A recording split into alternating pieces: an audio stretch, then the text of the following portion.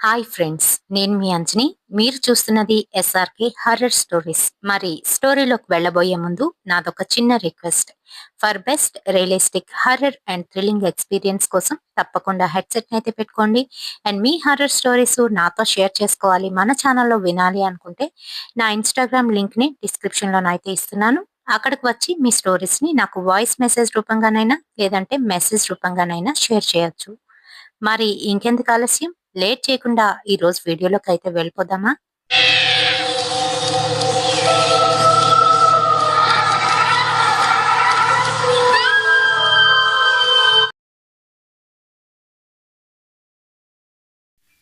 రవిశంకర్ గారు last time అడిగిన videos ఇప్పుడైతే షేర్ చేస్తున్నానండి. తర్వాత నేను జటాధర మూవీ గురించి అయితే చెప్తాను. బాలాజీ గారు అడిగిన ఆ రిక్వెస్ట్ ఈ 3 వీడియోస్ అయిపోయిన తర్వాత వస్తాయి. అంటే నెక్స్ట్ వీక్ లోని మేబీ నేను అదైతే పెడతాను.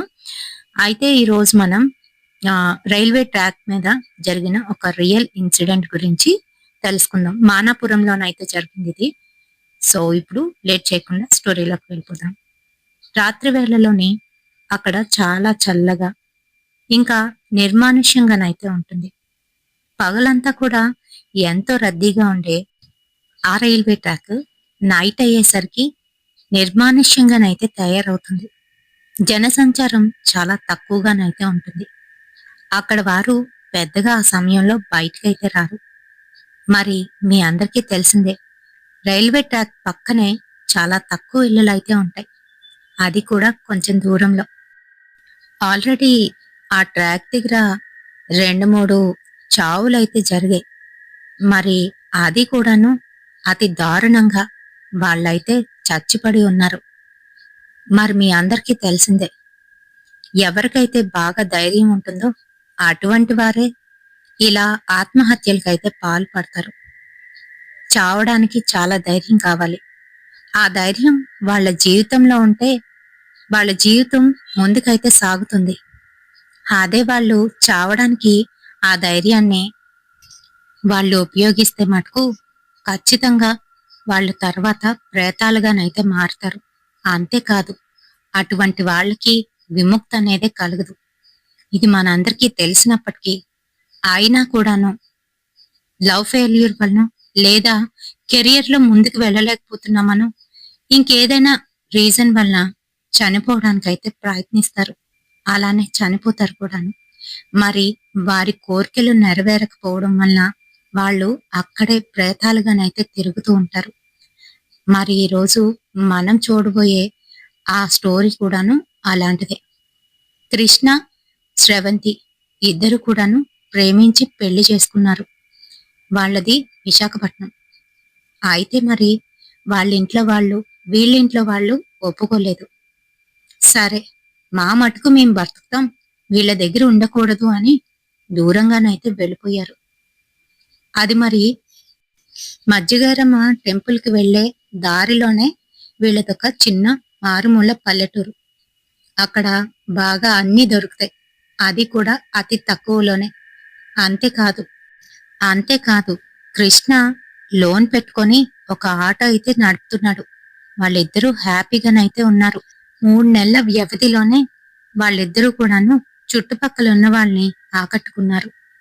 అంతేకాదు, వాళ్ళు కూడా వీళ్లతోని క్లోజ్ గా అయితే ఉంటున్నారు. మరి వీళ్ళింటి పక్కనే ఒక ముసలి దంపతులైతే ఉంటున్నారు. ఆమె ఎప్పుడు కూడా స్రవంతితోని చక్కగా మాట్లాడుతుంది. మరి స్రవంతి కూడా ఆ ముసలావిడితోని ప్రతి విషయాన్ని కూడా షేర్ చేసుకుంటూ ఉంటుంది.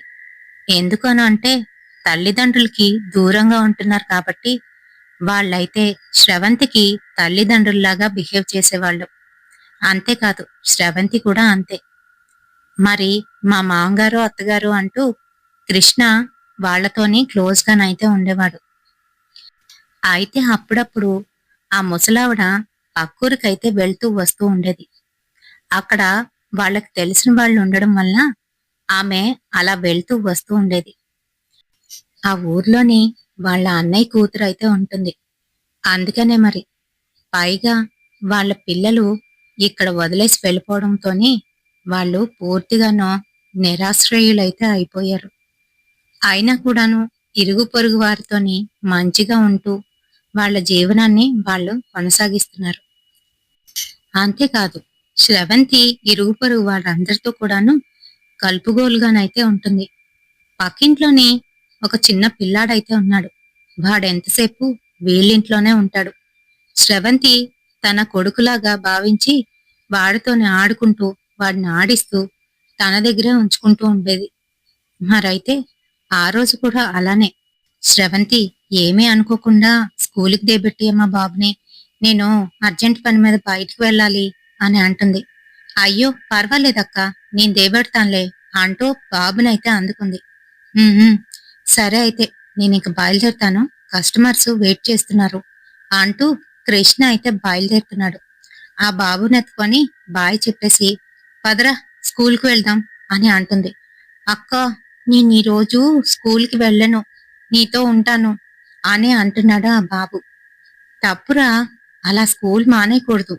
బాగా చదువుకొని మంచిగా ఉద్యోగం చేసావనుకో అమ్మా నాన్నకి ఈ బాధలైతే ఉండవు, సరేనా అంటూ స్కూల్కి అయితే దేబెట్టేసింది.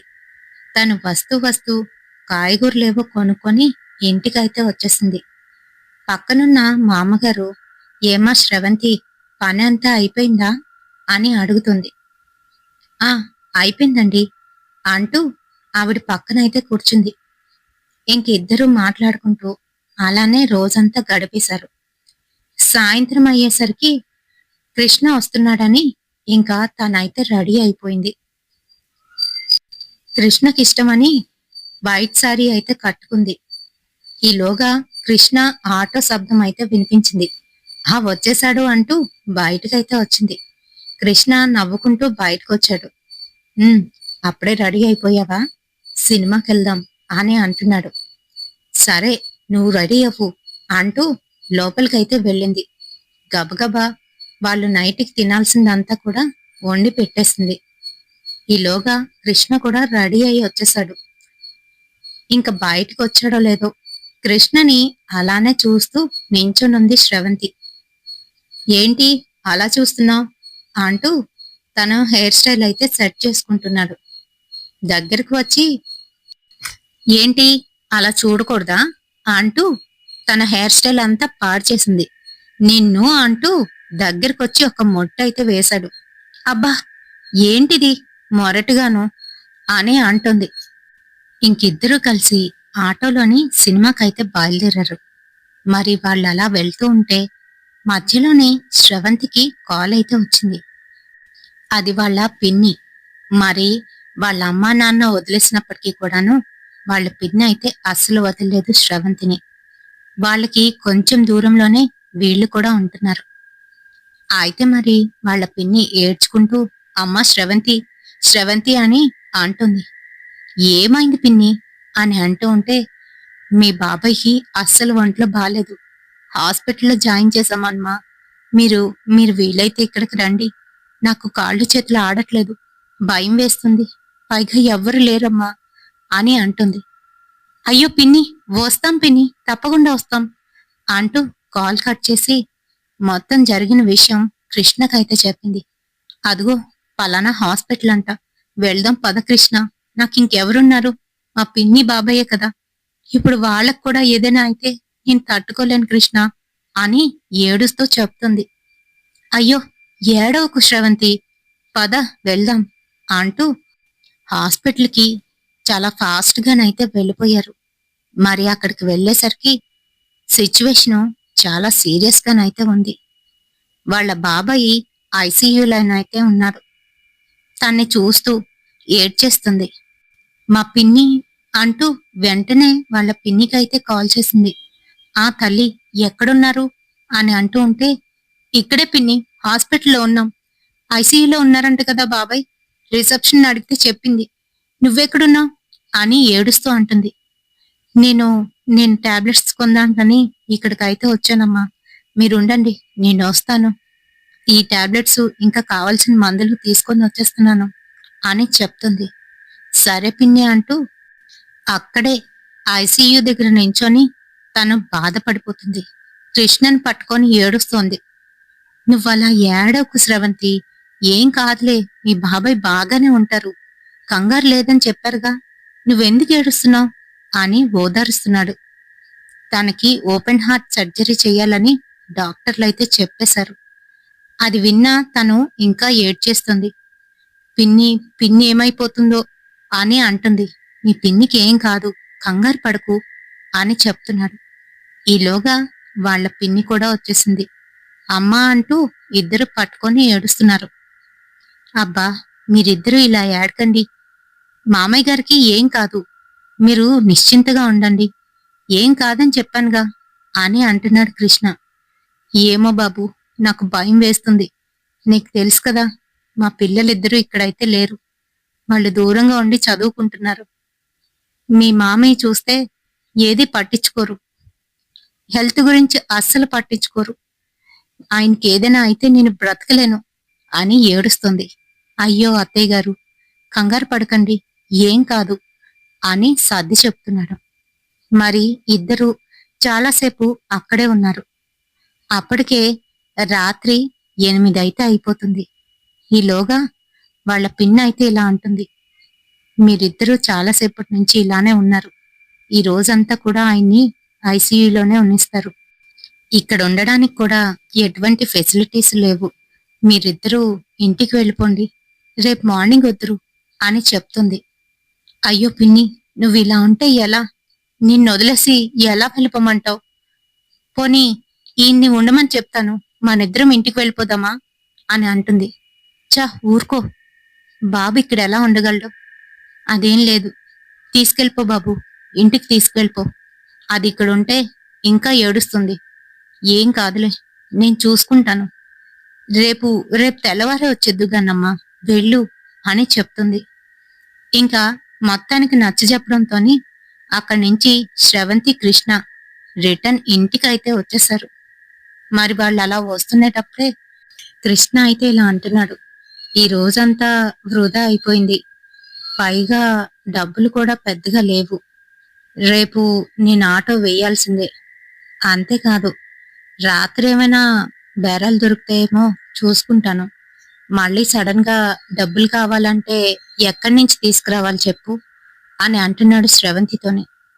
సరే కృష్ణ, ఒక పని చెయ్యి, రేపు మార్నింగే నన్ను అక్కడికి దేబెట్టేసాయి. నువ్వు ఆటో మీద వెళ్ళిపో, తర్వాత చూసుకుందాం.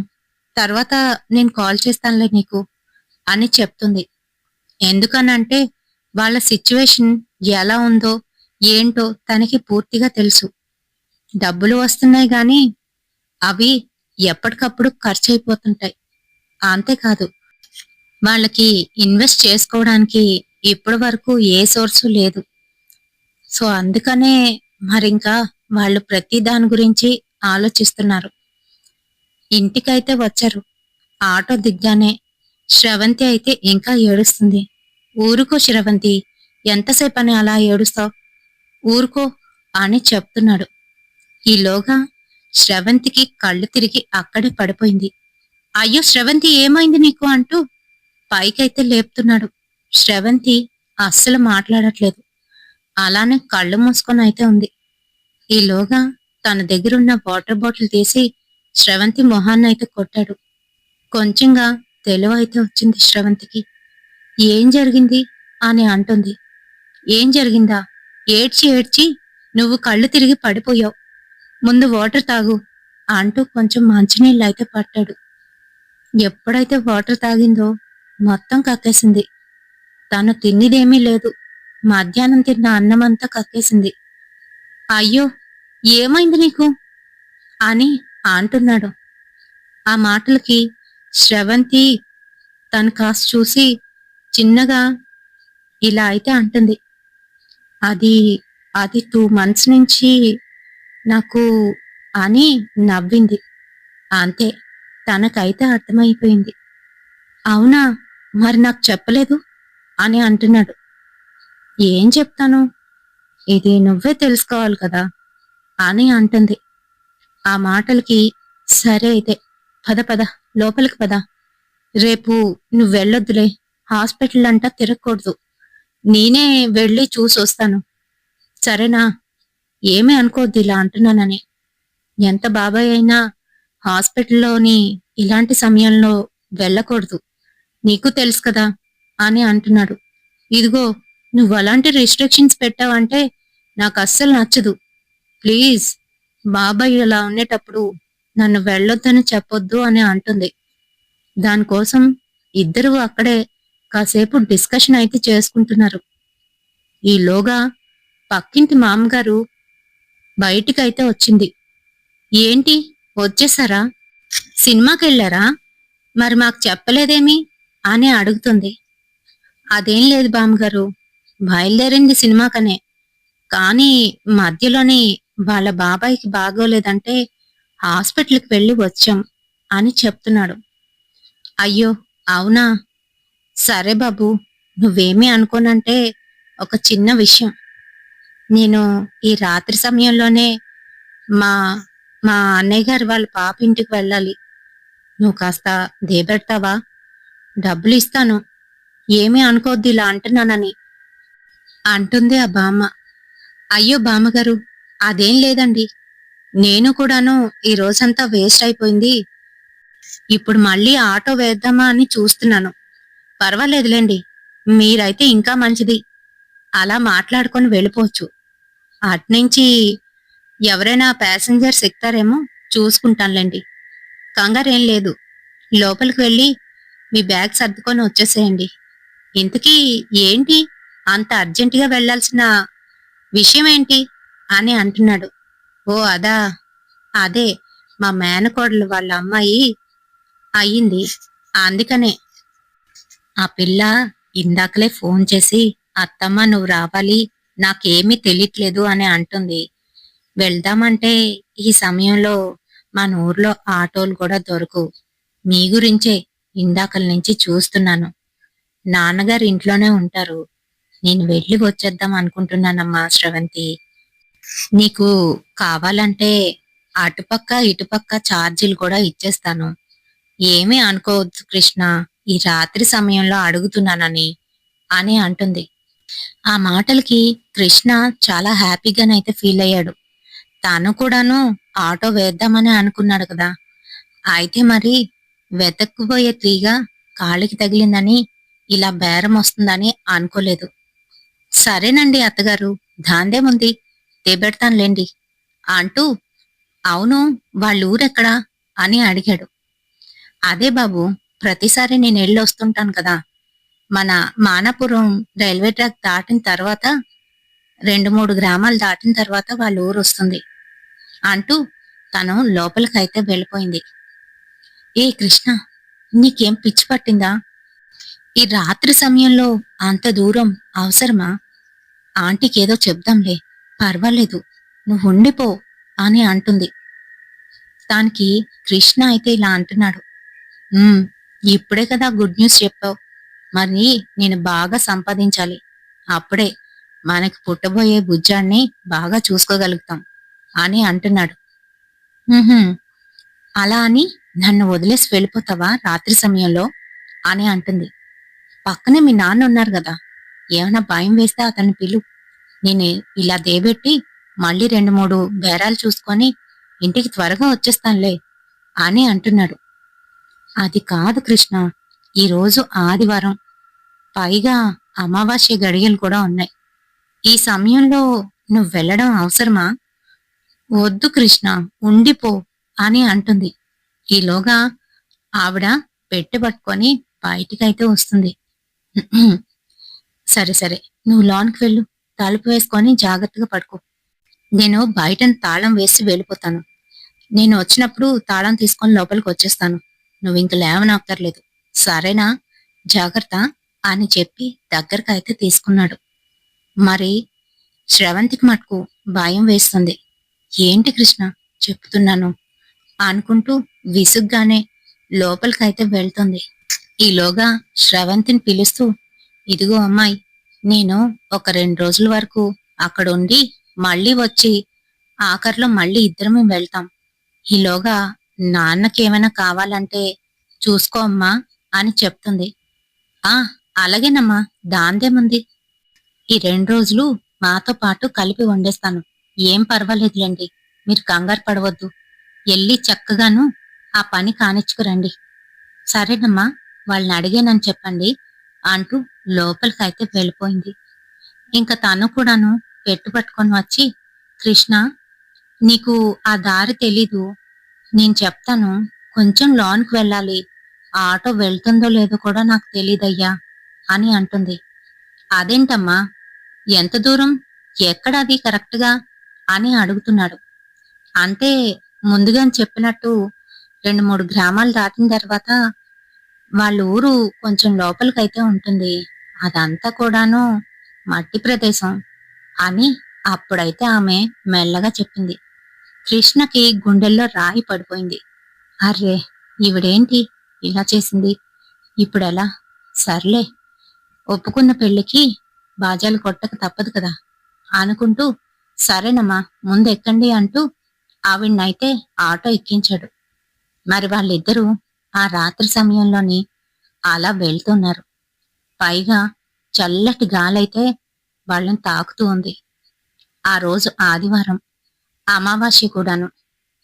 దానికి ఆ ముసలావిడ ఇలా అయితే సనుక్కుంటుంది. చూడు, ఈరోజు ఆదివారం అమావాస్య. ఇప్పుడు ఆ పిల్లకి ఎన్ని శాంతులు చేయించాలో ఏంటో. పంతులు గారిని కనుక్కోమని చెప్పాను. అయినా కూడా నా మీద నమ్మకంతోనే నన్నే అడిగింది. అన్నీ చూశాను, కానీ ఏం చేస్తాం, ఇవన్నీ మనకి చెప్పి జరుగుతాయా అని మాట్లాడుతుంది కృష్ణతోని. ఆ, అవునమ్మా అంటూ తన ముందుకి దారి చూసుకుంటూ వెళ్ళిపోతున్నాడు. సరిగ్గా లైట్లు కూడా ఉండవు. స్ట్రీట్ లైట్లు కొన్ని పని చేస్తాయి, కొన్ని పని చెయ్యవు. మరి కరెక్ట్గా వాళ్ళు రైల్వే ట్రాక్ మానాపురం దగ్గరికి అయితే వచ్చేసారు. మరి అక్కడంతా చీకటిగానైతే ఉంది. అప్పటికి 9:30 అయితే అవుతుంది. 9:30 కదా, ఇంకా పర్వాలేదు, వెళ్తురుందిలే, వెళ్ళిపోవచ్చు అని వెనక్ కూర్చున్న ఆమె అయితే అంటుంది.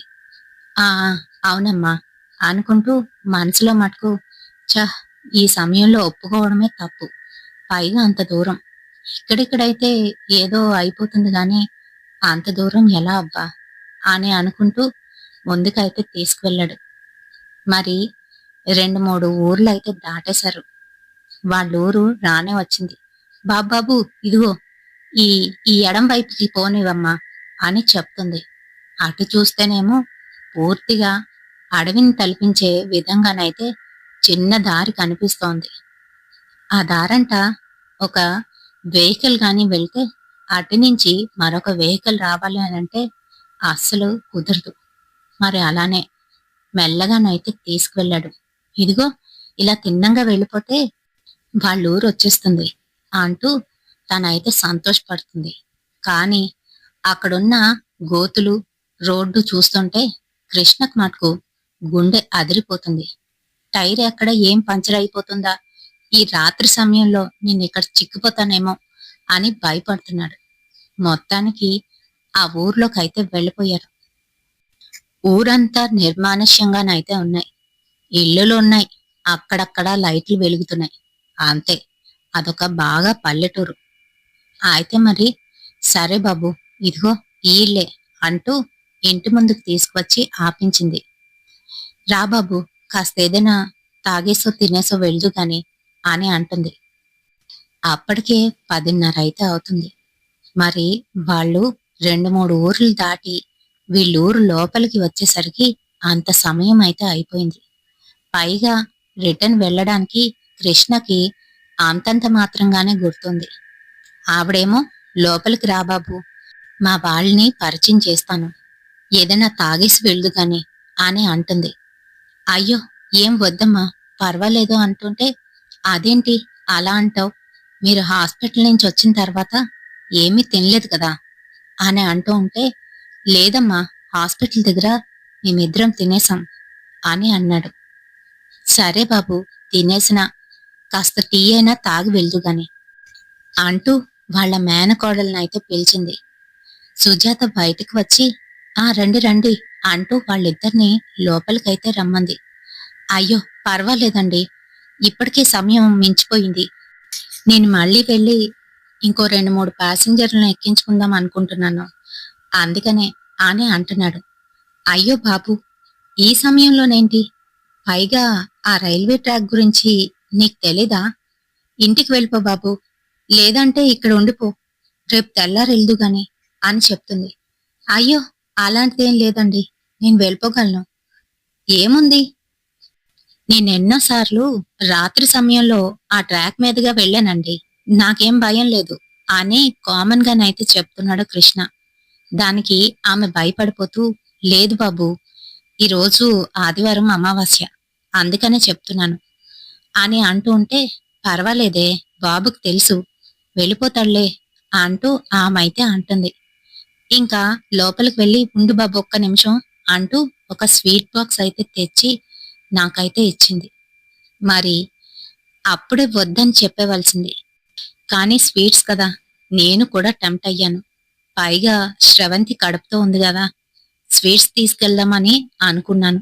సరేనంటూ తీసుకొని కిందనైతే పెట్టేశాను. ఇంక నేను అక్కడి నుంచి అయితే బయలుదేరాను. అప్పటికే సమయం తక్కువ 11. జాగ్రత్తగా ఆ రూట్లో నుంచి వచ్చేశాను. మరి కొంచెం దూరం వచ్చానో లేదో, ఏం జరిగిందో తెలీదు. అక్కడ చుట్టుపక్కలున్న ఇళ్లల్లోని కరెంట్ అయితే పోయింది. అంతా చిమ్మ చీకటిగా మారిపోయింది ఒకేసారి. ఇంకా నేను అదేం పట్టించుకోకుండా నా ఆటో వెళ్తురు నాకైతే రోడ్డుని సూచిస్తుంది. అలానే చూసుకుంటూ ముందుకైతే వెళ్తున్నాను. 2-3 ఊర్లైతే దాటేశాను. ఆ తర్వాత రైల్వే ట్రాక్.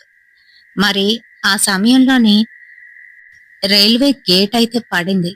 సరే, ఇంకా ట్రైన్ వస్తుందని చెప్పి నేనైతే అక్కడే ఉన్నాను. ఈలోగా ఎక్కడ వెహికల్ అయితే కనిపించట్లేదు. అటు నుంచి గాని ఇటు నుంచి గాని ఎవరు వెళ్ళినట్టు వస్తున్నట్టు. ఎప్పుడైతే ఆ ట్రైన్ ఫాస్ట్ గా వచ్చి వెళ్ళిపోయిందో, సరిగ్గా నాకు ఆపోజిట్ లోనే ఒక మనిషి సన్నగానైతే ఉన్నాడు. ఎంత సన్నగానంటే ఏదో ఎముకల గూడు మీద చర్మం కప్పినట్టుగానైతే కనిపిస్తోంది. తను సైకిల్ మీద అయితే కూర్చున్నాడు. నన్నే అలా చూస్తున్నాడు. గేట్ అయితే ఓపెన్ అయింది. సరే, ఇంకా నేను ఆటో స్టార్ట్ చేస్తే ఎందుకనో ఆటో స్టార్ట్ అవ్వట్లేదు. నా ఎదురుగుంటా ఉన్న మనిషి తను కూడాను అటు నుంచి ఇటు రావాల్సింది అక్కడే సైకిల్ మీద అలానే ఉన్నాడు. సైకిల్ స్టాండు వేయలేదు. అయినా కూడా సైకిల్ అలానే కాస్తూ కాళ్ళని 2 పైకి పెట్టి ఉన్నాడు. నాకు ఆశ్చర్యం అనిపించింది. ఇదెలా సాధ్యం అని అనుకుంటూనే మరో పక్క ఆటోని స్టార్ట్ చేయడానికి విశ్వ ప్రయత్నాలైతే చేస్తున్నాను. కానీ ఆటో మటుకు ఎందుకనో అస్సలు కదలట్లేదు. నాకు అసలు ఏమీ అర్థం కాలేదు. వెంటనే ఆటో దిగి అంతా చెక్ చేస్తున్నాను. ఛ! ఏంటిది ఇలా జరిగింది అనుకుంటూ. అక్కడ ఏరియా అంతా కూడా చల్లగానైతే మారిపోయింది. నార్మల్గానే అక్కడ చల్లగా ఉంటుంది. పైగా ఆ సమయంలో ఇంకా చల్లగానైతే అనిపిస్తుంది. దూరంగానో క్యాబిన్లోని ఒక అతనైతే అలానే కూర్చొని పడుకుండిపోయాడు చైర్లో. ఎవరినైనా ఎవరినైనా సాయానికి పిలుద్దామా అని మళ్ళీ అంతా చుట్టూ చూస్తే నన్నే చూస్తున్న ఆ మనిషి అక్కడి నుంచి మెల్లగానైతే సైకిల్ మీద నా వైపు వస్తున్నాడు. నేను అతన్ని పట్టించుకోలేదు. మళ్ళీ నేను ఆటో ఎక్కి స్టార్ట్ చేయడానికైతే ప్రయత్నిస్తున్నాను. కానీ ఎంత ప్రయత్నిస్తున్నా ఇంజిన్ అయితే స్టార్ట్ అవ్వట్లేదు. నాకు పిచ్చెక్కిపోయింది. వెంటనే దిగాను. ఇంకా ముందుకి చూసేసరికి అటు నుంచి దూరంగాను ఒక అమ్మాయి ఏడ్చుకుంటూ ఆ ట్రాక్ మీద ట్రైన్ వస్తున్న వేలోనైతే పరిగెడుతుంది. కరెక్ట్ గా మళ్ళీ అదే సమయానికి గేట్ అయితే పడిపోయింది. అరే, ఏంటిది అప్పుడే పడిపోయింది అంటూ అనుకుంటూ పక్కకు చూసేసరికి సిగ్నల్ అయితే కనిపిస్తుంది. మళ్ళీ ట్రైన్ వచ్చే సూచనలు. అయ్యో, ఎంత పని చేస్తుంది ఆ పిల్ల అని నేను అక్కడ క్యాబిన్ లో ఉన్న అతనికి చెప్దామనుకుంటే అక్కడైతే అతను కనిపించలేదు. ఎక్కడికి వెళ్ళిపోయాడు ఇతను? ఇప్పటి వరకు ఇక్కడే ఉండాలిగా అని చూస్తున్నాను. అయితే ఆ సమయంలోనే గేట్ దాటి ఆ ట్రాక్ మీదే సైకిల్ తో పాటు నించొని ఉన్నాడు ఆయన. అతన్ని చూస్తే భయం వేస్తుంది. ఏమండి, అడ్డు తప్పుకోండి, మళ్ళీ ట్రైన్ వస్తుంది. అయినా ముందుకెందుకు వచ్చారు? ఇప్పుడు వరకు అక్కడే ఉన్నారుగా. ఆ అమ్మాయి ఏంటి అలా పరిగెడుతుంది అని అంటే, ఆ అమ్మాయి కాసి అటు తిరిగి అలానే చూస్తూ కోపంగానైతే ఉన్నాడు. అంతే మరి.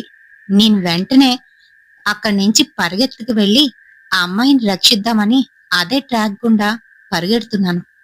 1 కిలోమీటరు అలానే పూర్తిగా చీకటిగా ఉన్న ఆ ప్రదేశంలోని పరిగెడుతూ ముందుకైతే వెళ్ళిపోయాను. ఏమండి, ఆగండి ఆగండి అని పిలుస్తున్నా కూడా తనైతే అస్సలు వినిపించుకోవడం లేదు.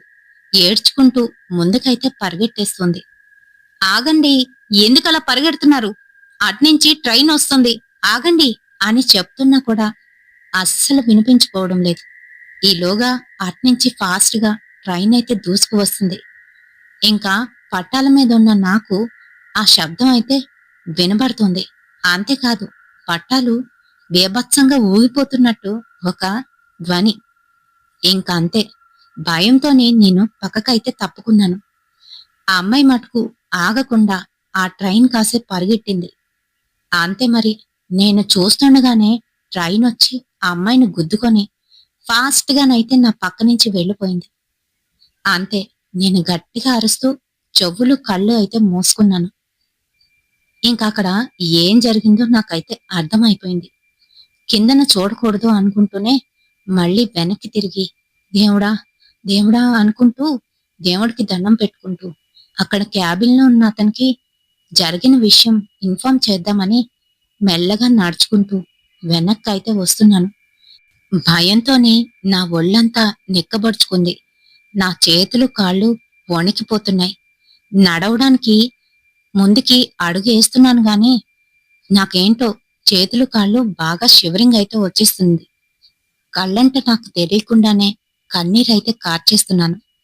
ఇంకా ముందుకు వేస్తూ ఉంటే ఈలోగా నా వెనకాల ఎవరో నడుచుకుంటూ నా వెనకే వస్తున్నట్టు కాళ్ళకి పట్టీల సౌండు, ఇంకా చేతులకు వేసుకున్న గాజుల శబ్దం అయితే క్లియర్గా వినిపిస్తుంది. ఇదేంటి, ఎవరది అని నేను పొరపాటున వెనక్కి తిరిగి అయితే చూసేశాను. అంతే, ఇందాకలా ఏ అమ్మాయి అయితే అలా ట్రైన్ ముందు పరిగెడుతూ ముందుకు వెళ్ళిందో అదే అమ్మాయి అక్కడ నా వెనకాతలే నించొని నా వెనకాతలే వచ్చేస్తుంది. నన్ను చూస్తూ నవ్వుతూ వస్తుంది. ఆ అమ్మాయిని చూడగానే నా ఒళ్ళంతా కంపించుకుపోయినట్టుగా అయిపోయింది. నాకసలు ఏమీ అర్థం కావట్లేదు. ఒక్కసారిగా బ్లాంక్ అయిపోయాను. ఇదేంటి ఇదేంటి ఇప్పుడే కదా ఈ అమ్మాయిని చూశాను. ట్రైన్ వచ్చి అతి దారుణంగా గుద్దేసింది. ఇప్పుడు ఇప్పుడు ఈ అమ్మాయి అంటూ భయపడిపోతున్నాను. అంతే, అది దాని వికృతమైన స్వరూపాన్ని నాకైతే చూపించింది. గాల్లో తేలుతూ తన ఒళ్ళంతా కూడాను గాయాలతోనే నిండిపోయింది. సగం ముక్కలైతే లేచిపోయాయి. కళ్ళు రెండు కూడాను ఒకటి కమిలిపోయినట్టుగా పూర్తిగా మూసుకుపోయి ఉంటే మరొక దాంట్లో నుంచి ఆ తెల్లగుడ్డు బయటికి జారిపోయి కనపడుతుంది. అంతేకాదు, దాని జుత్తు పైకి ఎగురుతోంది. అది చూడ్డానికి అతి వికృతంగా భయపెట్టే విధంగా నన్ను చూస్తూ పళ్ళు బయటికి పెట్టి నవ్వుతోంది. దాని పళ్ళు ఆ కోరలు చూస్తుంటే నాకు ఈరోజు చావు మూడింది అని నాకైతే అర్థమైపోయింది. దేవుణ్ణి తలుచుకుంటూ వెనక్కి తిరిగి చూడకుండా ముందుకైతే పరిగెట్టేస్తున్నా. రాళ్ళు అన్ని కూడాను తగులుతున్నాయి కాళ్ళకి. అయినా కూడా అవన్నీ పట్టించుకోకుండా పరిగెడుతున్నా. కాళ్ళు మొత్తం చెక్కుడుపోయాయి. అయినా కూడా నాకు ఆంజనేయ స్వామి అంటే చాలా ఇష్టం. ఆ స్వామిని తలుచుకుంటూ ముందుకైతే పరిగెట్టాను. ఇంకా అంతే, నా వెనకాలే వస్తూ నా షర్టునైతే గట్టిగా పట్టుకుంది. నేను వెనక్కి తిరగకూడదని నిర్ణయించుకున్నా. నేను ఎంత విడిపించుకుందామనుకున్నా నా షర్టు మటుకు గట్టిగానైతే పట్టేసుకుంది. దేవుడా అంటూ ఆంజనేయ స్వామి దండకాన్నైతే అందుకున్నా. అంతే మరి. ఒక్కసారిగా అది వదిలేసింది. అంతేకాదు, నేనలా ఆంజనేయ స్వామి దండకం చదువుకుంటూ ఉంటే నా వీపు మీద దబా దబా దాన్ని కాళ్లతో బాధేస్తోంది. నన్ను చదవొద్దు అన్నట్టుగా గట్టిగానైతే అరిచేస్తుంది. దాని అరుపులకి నా చెవులు చిల్లులు పడేటట్టు ఉన్నాయి. ఇంక పరిగెడుతూనే ముందుకైతే వస్తున్నాను. ఈలోగా నా ఎదురుగా ఆ క్యాబిన్‌లో కూర్చున్న ఆయన పరిగెట్టుకుంటూ నన్ను చూస్తూ జెండా ఊపుతూ ముందుకైతే వస్తున్నాడు. సార్! సార్! రక్షించండి! అంటూ గట్టిగానైతే అరుస్తున్నాను. కానీ నా వాయిసు అతనికి మటుకు ఏమాత్రం వినిపించట్లేదంట. పైగా నేనలా పరిగెట్టుకుంటూ వస్తూ ఉంటే ఆయనకి నా ఒళ్ళంతా కూడాను కమిలిపోయినట్టు, పూర్తిగాను దెబ్బలు తగిలినట్టు కనిపిస్తూ ఉంటే అతను నన్ను చూసి భయపడిపోయాడు. ఇంక అక్కడే ఆగిపోయి అలానే చూస్తున్నాడు. సార్ ప్లీజ్ ప్లీజ్ అంటూ నేనింకాస్త ఫాస్ట్‌గానైతే పరిగెట్టాను. అంతే మరి కొంచెం ముందుకు వచ్చేసరికి ఆయనకి నేనైతే పూర్తిగా కనిపించాను. ఎవరు నువ్వు? ఎందుకిలా ట్రాక్ మీద పరిగెడుతున్నావు? అని గట్టిగానైతే అన్నాడు. సార్ రక్షించండి రక్షించండి అంటూ వణికిపోతూ అతని దగ్గరికైతే వచ్చాను. రా బాబు రా అంటూ అతను క్యాబిన్‌లోకైతే తీసుకువెళ్ళిపోయాడు. ఏం జరిగింది? అసలు అసలు ఇటెందుకు వెళ్ళావు? అని అడుగుతున్నాడు. అంతే మరి కృష్ణ తనకు జరిగిన విషయం మొత్తం చెప్పాడు. అవునా? నిజమేనా? నిజంగా నీకు ఆ అమ్మాయి, అతను కనిపించారా? అని అంటున్నాడు. అవును సార్. మీకు మీకు వాళ్ళ గురించి తెలుసా? అని ఆశ్చర్యంగా కృష్ణ అయితే అడుగుతున్నాడు. "హ్మ్. వాళ్ళిద్దరూ ఇక్కడే ఇక్కడే చాలా కాలం క్రితం చనిపోయారు. మరి వాళ్ళు అప్పుడప్పుడు కనిపించడం అనేది సహజం. పైగా ఈరోజు అమావాస్య, ఆదివారం. అందుకనే నేను క్యాబిన్‌లో నుంచి బయటికి రాకుండా అక్కడే ఉంటాను. బయటికి ఈ సమయంలో అస్సలు రాను. పైగా నేను బాత్రూమ్ కానీ వెళ్ళినప్పుడు నువ్వు వెళ్ళిపోయి ఉంటావు. నిన్నయితే నేను చూశాను. ఆటోలోనే ఉన్నావు కదా! పర్వాలేదు సేఫే అని అనుకున్నాను. కానీ తర్వాత ఏమైందో నాకైతే తెలియలేదు. నీ ఆటో ఒక్కటే కనిపించడంతోనే నువ్వెక్కడికి వెళ్ళావా అని ఆటో దగ్గరికి వచ్చి అంతా చూశాను. నువ్వక్కడ లేకపోవడంతోని నాకెందుకనో భయం వేసింది. అందుకనే ఈ జెండా కర్రను పట్టుకొని ముందుకైతే వచ్చి చూశాను. ఈలోగా ఇలా జరిగిపోయింది అని అంటున్నాడతను. అవునా? ఎలా చనిపోయారు సార్ వాళ్ళు? అసలెందుకు ఈ సమయంలో కనిపిస్తారు? అసలు నాకేమీ అర్థం కావట్లేదు. నిజంగా నేను చూసింది అనంటే, నువ్వు చూసాక కూడా ఇంకా అనుమాన పడుతున్నావా? నీ కాళ్ళకి దెబ్బలు చూసుకున్నావా? అని అంటున్నాడు. అంతే. అప్పటి వరకు నేను ఆ భయం వల్ల నా కాళ్ళకి తగిలిన దెబ్బలనైతే గమనించుకోలేదు. పూర్తిగా చెక్కుకుపోయి, కాళ్ళకి రాళ్ళు, రప్పలు తగిలేసి పెద్ద పెద్ద పులులాగా అయితే అయిపోయాయి. అంతే మరి. ఒళ్ళంతా ఒక్కసారిగా మళ్ళీ వెంట్రుకలు నెక్కబడుచుకున్నాయి. భయంతోని గజగజలాడిపోతూ ఉంటే అతను తెచ్చుకున్న టీని నాకు కాస్త ఇచ్చారు. అది తాగుతూ అసలేం జరిగింది సార్ అని అడిగితే అది అది కిందటి సంవత్సరం కరెక్ట్‌గాను ఇదే సమయానికి అనుకుంటా. ఆ అమ్మాయి ఆ అమ్మాయి సూసైడ్ చేసుకుంది. నీకు తెలుసు కదా! ఇక్కడ ఇక్కడ పెద్దగాను ఎవరు రారు. నిర్మానుష్యంగా ఉంటుంది. అలాగే అతను యాక్సిడెంటల్‌గా చనిపోయాడు. వీళ్ళిద్దరనే కాదు. ఈ రాత్రి సమయంలో పైగా ఈరోజు అమావాస్య, ఆదివారం కదా! ఇలాంటివి చాలానే కనబడుతూ ఉంటాయి. అందుకనే నేను బయటికైతే రాను. నువ్వు కూడా ఎక్కడికి వెళ్ళకు అని చెప్తున్నాడు.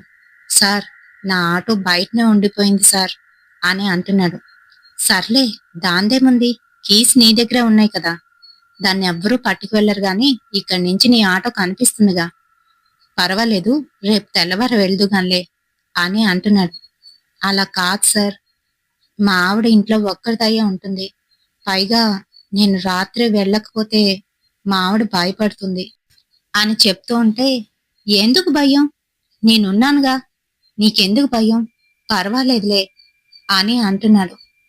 క్యాబిన్ అంతా కూడాను బాగా పాడైపోయినట్టుగానైతే కనిపిస్తుంది.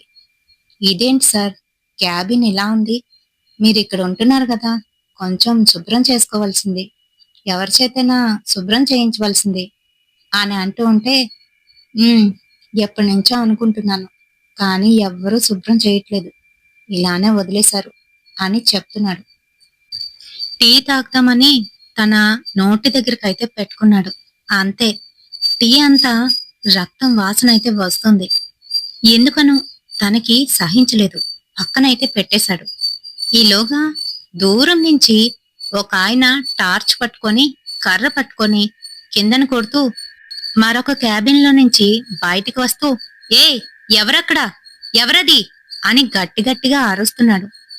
ఆ మాటలు వింటూ నేను బయటకు వద్దామని చూసేసరికి వెనకాతల అప్పటి వరకు నాతో ఉన్న మనిషి అక్కడైతే కనిపించటం లేదు. పైగా క్యాబిన్ లో నుంచి బయటికి వెళ్లాలన్నా లోపలికి రావాలన్నా ఒకటే వే. అలాంటిది ఎక్కడికి వెళ్ళిపోయాడు అని భయంతోని నేనైతే గబుక్కుమని బయటికైతే వచ్చాను. అంతే, నన్ను చూసిన అవతల మనిషి మొహం మీద అయితే టార్చ్ వేశాడు. నేను అప్పటికే పూర్తిగాను భయం ఇంకా ట్రామాలోనైతే ఉన్నాను. ఇంకా గట్టిగానైతే అరిచేశాను. అతను నా దగ్గరికి వచ్చి ఏమైంది అని పట్టుకునే లోపే స్పృహనైతే కోల్పోయాను.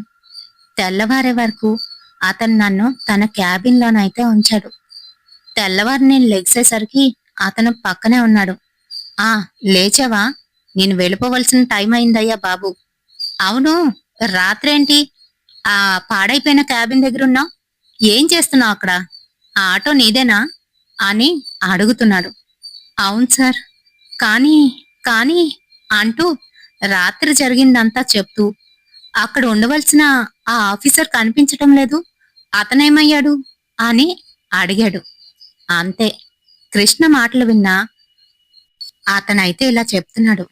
నువ్వు నువ్వు రాత్రి రాత్రి అతన్ని చూసావా అని అంటే, అవును సార్, అతనే నాకు సహాయం చేశాడు, లోపలికి తీసుకువెళ్ళి టీ కూడా ఇచ్చాడు అని అంటూ ఉంటే, సరిపోయింది, అతను కూడా ఎప్పుడో చనిపోయాడయ్యా.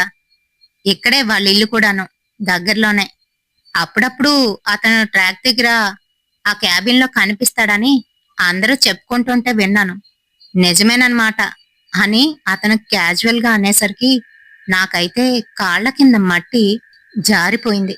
ఇంకా భయంతోని సార్ నేను వెళ్ళొస్తాను సార్ అంటూ అక్కడి నుంచి అయితే ఇంటికి బయలుదేరాను. నాకు పూర్తిగాను ఫీవర్ అయితే వచ్చేసింది. మరి 2 రోజులు ఇంకా ఫీవర్ తో నేను అలా ఉండడంతోనే పాపం మా ఆవిడ చాలా బెంగ అయితే పెట్టుకుంది. వాళ్ళ చిన్నానికైతే ఆపరేషన్ జరిగి నార్మల్ అయిపోయాడు. పక్కింటి ఆవిడ కూడా ఊరి నుంచి అయితే వచ్చేసింది. కానీ ఎవరూ మా గురించి అయితే పట్టించుకోలేదు. శ్రవంతి నన్ను హనుమాన్ కోవిల్కి అయితే తీసుకువెళ్ళింది. అక్కడ ఆయన్ని చూసి నాకు ఒక తాయెత్తునైతే కట్టారు. ఒక రోజంతా కూడాను ఆ టెంపుల్లోనైతే నేను పడుకున్నాను. ఆ తర్వాత నాకు నార్మల్ అయితే అయిపోయింది. నా పని అయితే నేను ఇప్పుడు చేసుకుంటున్నాను. మరి ఈ స్టోరీ మనకి వాసంతి గారు అయితే చెప్పారండి. అయితే ఆవిడ ఒకటే చెప్పారు, అదేంటి అని అంటే మనకి ఎవరో హెల్ప్ చేస్తారని మనం వాళ్ళకి హెల్ప్ చేసినప్పటికీ కూడాను సమయం వచ్చినప్పుడు అందరూ కట్టగలిపి వదిలేస్తారని వాళ్ళైతే తెలుసుకున్నారంట. అప్పటి నుంచి వాళ్ళ పని ఏదో వాళ్ళు చేసుకోవడం, వాళ్ళ సంపాదన వాళ్ళు చూసుకోవడం చేస్తున్నారంట. మరి ఇది వాళ్ళకనే కాదు ఎవరికైనా వర్తిస్తుందని నాకైతే వీడియోలో చెప్పమన్నారు.